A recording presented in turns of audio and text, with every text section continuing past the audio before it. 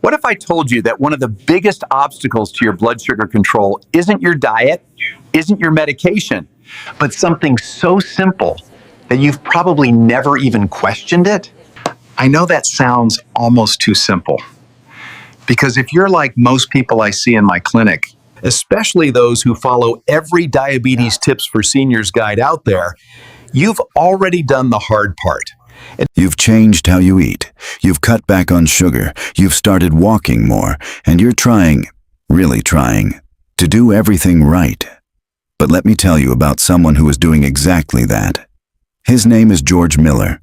He's 73 years old, a retired school teacher living in Arizona with his wife. Quiet life, predictable routine. The kind of man who doesn't leave things to chance, especially not his health. Every single morning followed the same pattern. He'd wake up around 6:30, walk into the kitchen, start the coffee maker. While the coffee brewed, he'd turn on the news, CNN, same channel, same chair, same volume. Then, before anything else, he'd check his blood sugar. That one number, started to control how he felt about the rest of his day. Some mornings, it looked fine. 130, 128. Sometimes even lower. Those were good days. Days where he felt like all his effort, the walking, the careful meals, the discipline, was actually paying off. But then, there were the other mornings. 178, 179, sometimes even higher. And here's the part that didn't make any sense. Nothing had changed. Same dinner the night before, same portion size, same walk around the block, same medication, taken exactly on time, everything identical, and yet, completely different results. At first, he told himself it was just normal variation. That's what most people do. But when it kept happening, again and again, that explanation stopped being enough. Because when your blood sugar becomes unpredictable, your confidence starts to disappear with it. George wasn't guessing his way through type 2 diabetes. He was doing exactly what every piece of senior health advice tells you to do. He walked every morning, no excuses. He ate oatmeal or whole grain toast, measured carefully. He avoided processed sugar completely. He took his medication exactly as prescribed. On paper, his blood sugar control should have been stable, predictable, manageable. But in reality, it wasn't. And that's where the frustration begins. Not loud, not dramatic. Just quiet questions that start to build over time. Why today? Why not yesterday? Why does the same routine give me different numbers? He started writing everything down, every meal, every step, every reading, trying to find a pattern, trying to understand something that refused to make sense. By the time he walked into my office, he didn't come in confused. He came in determined. He sat down, pulled out a small notebook, and placed it on my desk. Page after page of blood sugar readings, carefully recorded. Dates, times, meals, steps, everything. Then he looked at me, and I could hear it in his voice. Not anger, not panic. Something deeper, frustration mixed with doubt. I'm doing everything right. So why is this still happening? That question is more common than you think. Because when someone follows every diabetes tips for seniors recommendation and still struggles with blood sugar, it creates a kind of confusion that's hard to explain. You start to question yourself. You start to wonder if you're missing something, or worse, if your body is just working against you. And here's what most people don't realize at that point. When your blood sugar stops making sense, it's usually not because you're doing something wrong. It's because there's something important, something fundamental, that you're not doing at all. And in George's case, the answer wasn't in his diet. It wasn't in his medication. It wasn't even in his exercise. It was hidden in something so basic, so easy to overlook, that most people never even think to question it. Before we go any further, let me ask you to do one thing. If stories like this make you stop and think about aging, about independence, about what really matters, take a second to like this video and subscribe. This channel shares stories that don't sugarcoat getting older, and today's story might change how you see it entirely. Because what I'm about to tell you isn't theory. It's what happened when George did everything right. Followed every diabetes tips for seniors, every piece of senior health advice, and still couldn't get his blood sugar under control. Until we uncovered what was really missing. Now, let's continue the story. And that's exactly where this story takes a turn.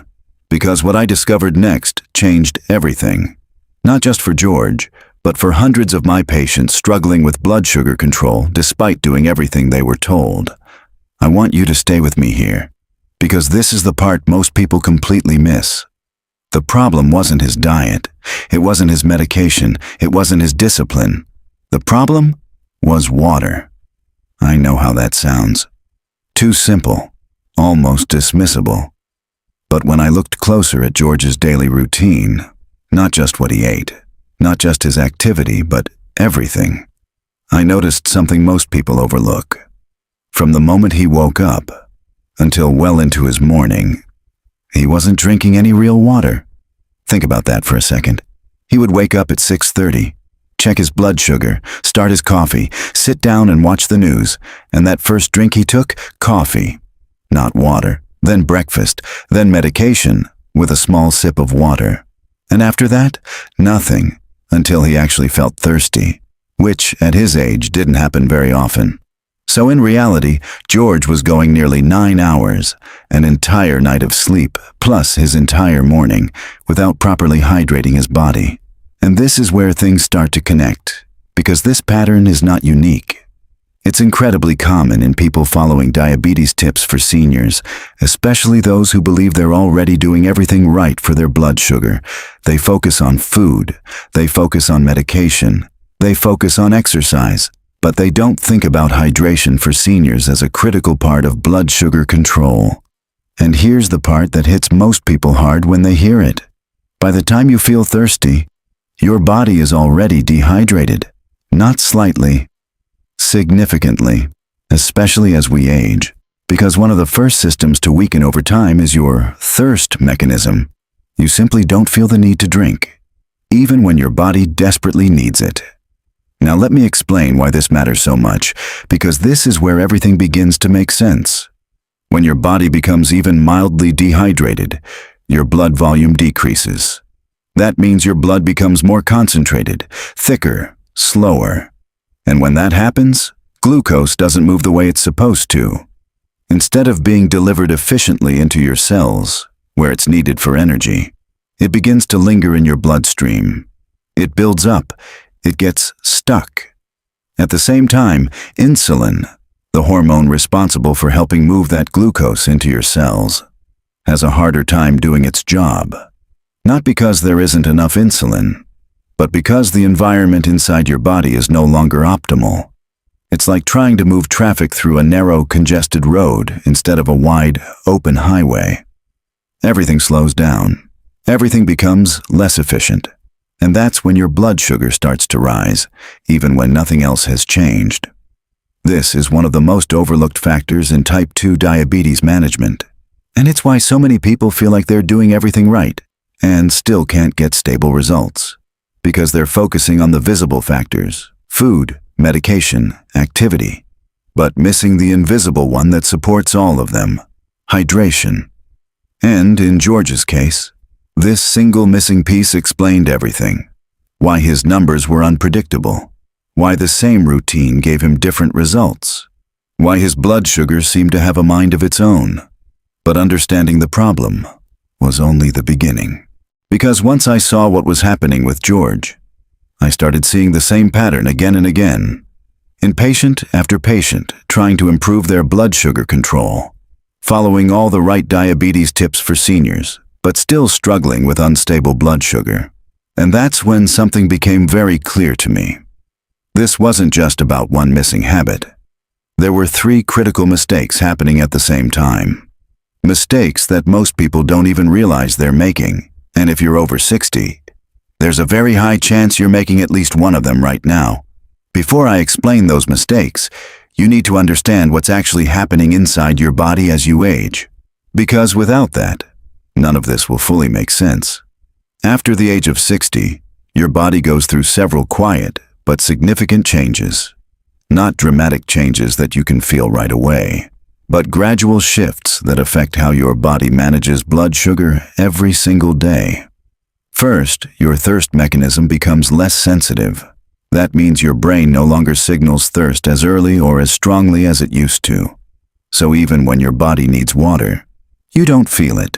You don't reach for a glass of water. And that's how dehydration slowly becomes your normal state, without you ever realizing it. Second, your cells become more resistant to insulin.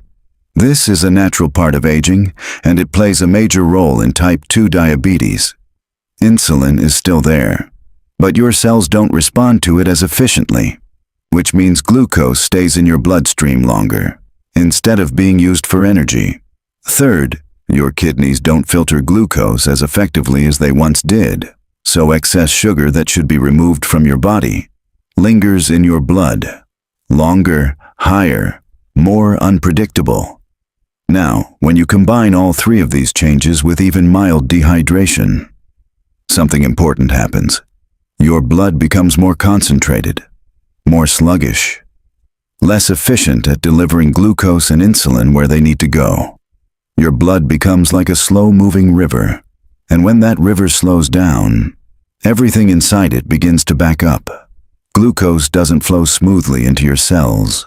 It starts to accumulate, and your blood sugar rises, not because you ate something wrong, but because your body can't process it efficiently anymore. This is the part that most people never hear in standard senior health advice, and it leads directly to the three most common mistakes I see in my patients. Mistake number 1, waiting until you feel thirsty to drink. This is the most dangerous one, because by the time you feel thirsty, your body is already dehydrated, your blood has already thickened, your blood sugar has already started to rise, and your insulin is already struggling to do its job.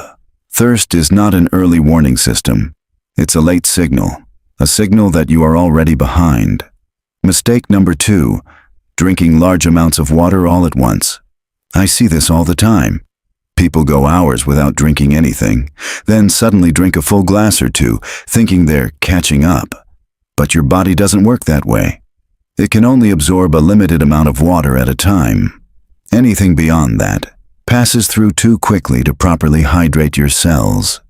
It's like pouring a bucket of water onto dry soil. Most of it just runs off, without actually being absorbed. Mistake number 3, drinking ice-cold water, especially in the morning.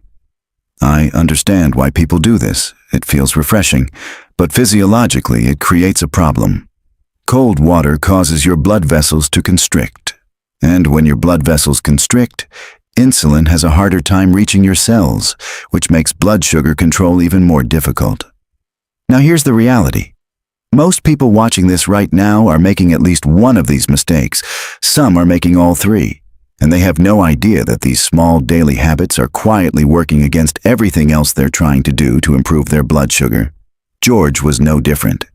In fact, he was doing exactly what millions of people do every day, which is why what happened next surprised him even more than it surprised me. Because after everything we had just uncovered, the dehydration, the impact on his blood sugar, the mistakes he didn't even know he was making, George was expecting something complicated. A new medication, a stricter diet, a more aggressive plan for type 2 diabetes management. But that's not what I gave him. I looked at him and said something very simple. I didn't change your medication. I didn't change your diet. He paused, because that's not what patients expect to hear when their numbers are out of control. Then I told him the rest. I changed only one thing: how and when you drink water. He actually smiled, not because he understood, because he didn't believe it. It sounded too simple, too small to matter. And that reaction is completely normal, because when you've been trying so hard to follow every diabetes tips for seniors recommendation, you expect the solution to be just as complex as the problem. But here's what I've learned after years of working with patients trying to improve blood sugar control. The most powerful changes are often the ones that seem too simple to work. I told George I wanted him to follow a structured hydration routine, not just drink more water, but drink it at specific times, in a specific way. I call it the H3 method, not because it's complicated, but because it focuses on 3 critical timing points and 3 essential elements that directly support how your body processes blood sugar. Let's start with the timing. The first moment is the most important.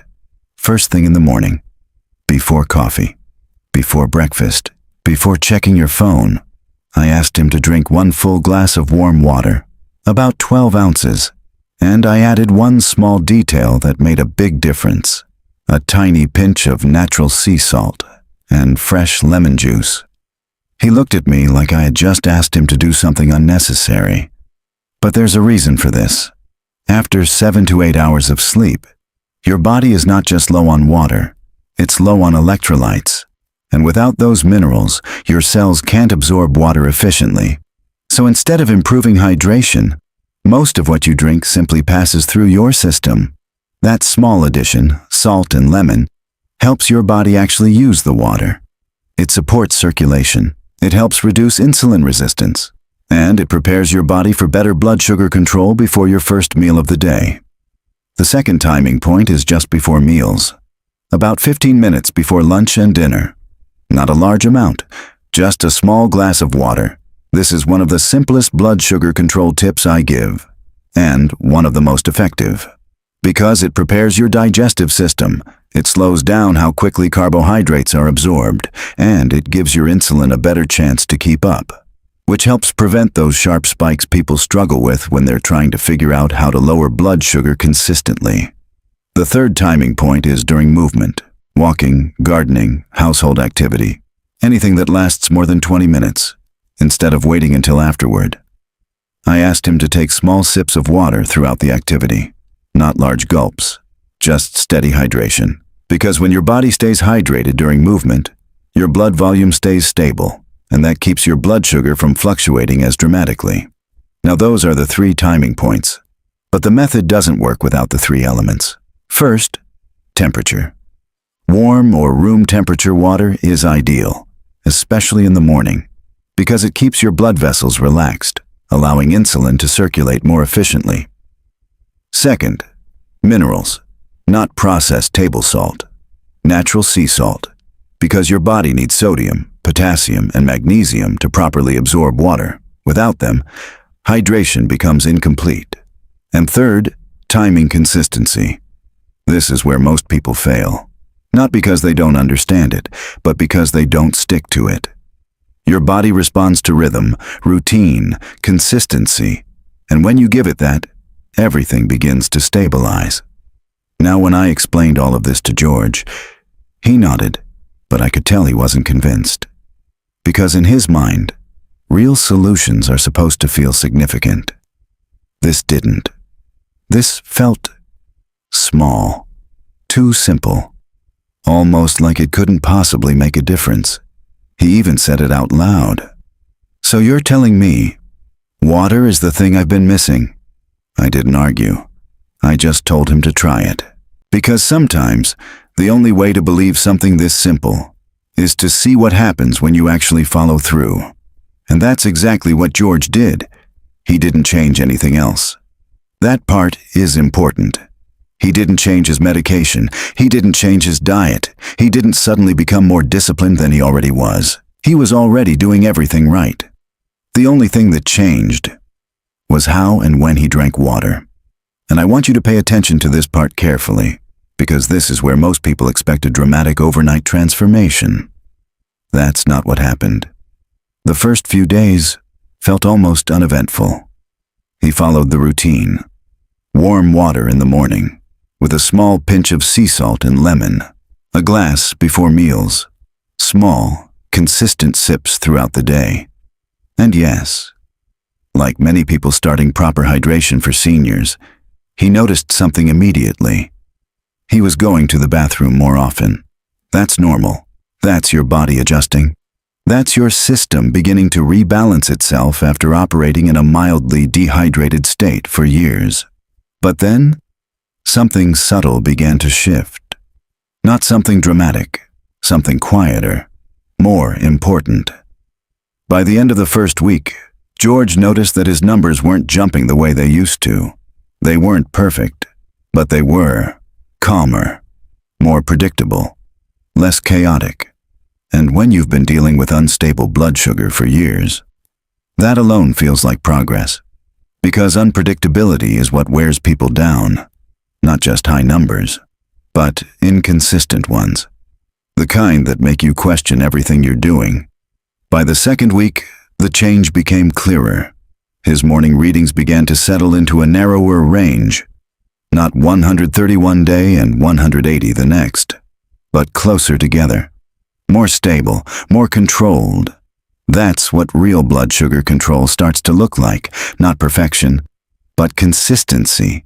And consistency is what gives you confidence, because now, your effort makes sense again. Now, your routine produces predictable results. And that changes everything psychologically. After about a month, the shift was undeniable. His average fasting blood sugar had dropped. Not because we introduced a new medication, not because we made his diet stricter, but because his body was finally able to function the way it was designed to. That's the part most people miss when they're trying to follow diabetes tips for seniors. They focus on inputs, food, medication, activity, but they forget the system those inputs depend on. And hydration is part of that system. When George came back into my office, I could see the difference before he even said a word.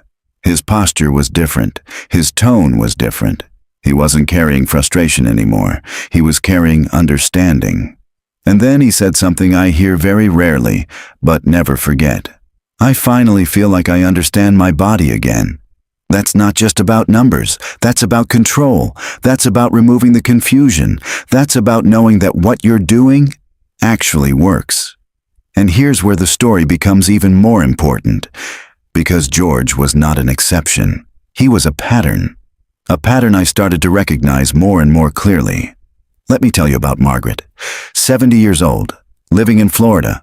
Different lifestyle, different personality. But when she walked into my office, the feeling was the same. Not frustration this time. Exhaustion. She wasn't focused on her numbers. She was focused on how she felt. Constant fatigue. That kind of tiredness that doesn't go away with rest. Brain fog that made simple conversations feel harder than they should. Sleep that never felt deep enough. And underneath all of that, unstable blood sugar. Not extreme, but inconsistent. Enough to affect her energy. Enough to affect her clarity. Enough to make her feel like she was slowly losing control of her own body. When we talked through her routine, it became clear very quickly. Hydration was there, but not structured, not intentional, not aligned with how the body actually manages blood sugar.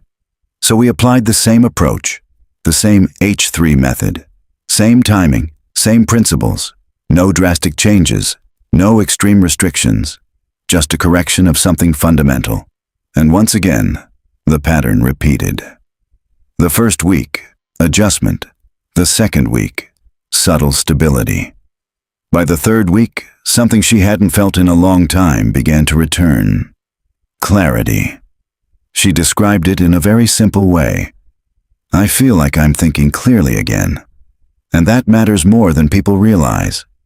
Because blood sugar doesn't just affect your body.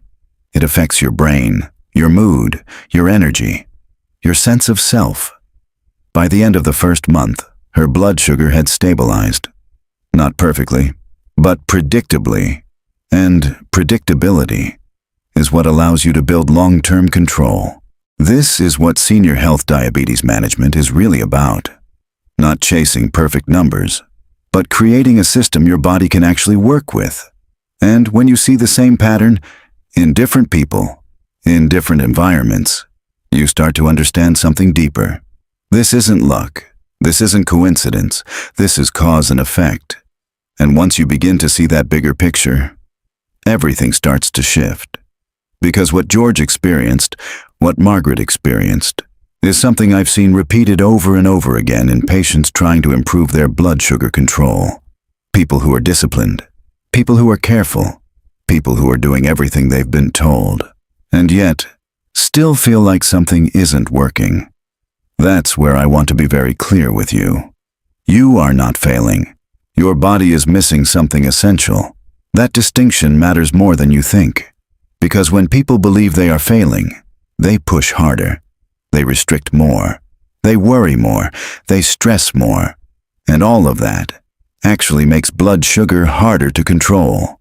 But when you understand that your body is simply lacking something fundamental, you approach the problem differently. You stop fighting your body, and you start supporting it.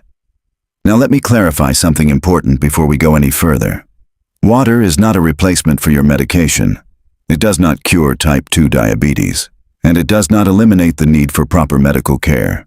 But what it does do is allow your body to use what you're already doing more effectively. It supports circulation. It improves how insulin moves through your system. It helps create the conditions needed for better blood sugar control. In other words, it helps everything else you're doing finally start working. That's why I want to give you something practical, something you can actually apply. Not next month, not when you feel ready, but starting today. I want you to try this for 14 days, just 2 weeks. Follow this exactly the way I'm about to explain it. And then, observe what happens. Not just your numbers, but how you feel. Here's what that looks like. Every morning, the moment you wake up, before coffee, before breakfast, drink 1 full glass of warm water, add a small pinch of natural sea salt, and a squeeze of fresh lemon. That's your starting point. Then, before lunch and before dinner, about 15 minutes before you eat, drink a small glass of water. Not too much, just enough to prepare your system. Throughout the day, sip water consistently, not large amounts all at once, but steady, intentional hydration, and one more step that many people overlook, about an hour before bed. Drink a final glass of warm water, and if possible, add magnesium. This helps your body relax. It supports deeper sleep, and it helps stabilize blood sugar overnight. Now, what should you expect? Because this is where many people give up too early.